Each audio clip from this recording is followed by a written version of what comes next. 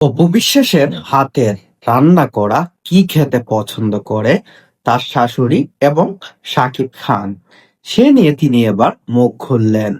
অপু বিশ্বাস যখন শাকিব খানের বাসায় যান, তখন নাকি অপু বিশ্বাসের শাশুড়ি সব সময় অপু বিশ্বাসকে বলেন তাকে নাকি চিকেন বিরিয়ানি রান্না করতে, কারণ অপবিশ্বাসের হাতের চিকেন বিরিয়ানি খেতে খুব বেশি পছন্দ বা খুব বেশি স্বাচ্ছন্দ্য বোধ করেন শাকিব খানের মা, শাকিব খান, শাকিব খানের ফ্যামিলি।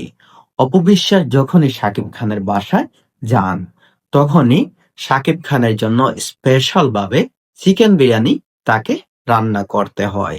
এই বিষয়টা অনেকেই জানতো না, কিন্তু বুবলি সেখানে দাবি করছেন অপবিশ্বাসকে নাকি শাকিব খানের মা কখনোই বাড়িতে যেতে দেননি।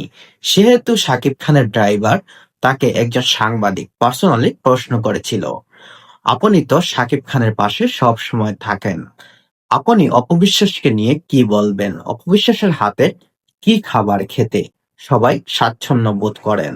সেখানে শাকিব খানের ড্রাইভার খুবই স্পষ্টভাবে ক্লিয়ার করে বললেন যে শাকিব খানের মা, সে অপবিশ্বাসকে খুব বেশি ভালোবাসেন, নিজের মেয়ের মতো তাকে লালন পালন করেন।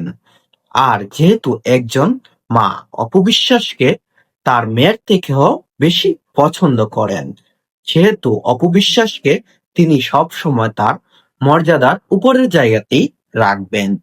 আপনাদের মতামত কি? অবশ্যই আপনাদের মতামত কমেন্ট করে জানিয়ে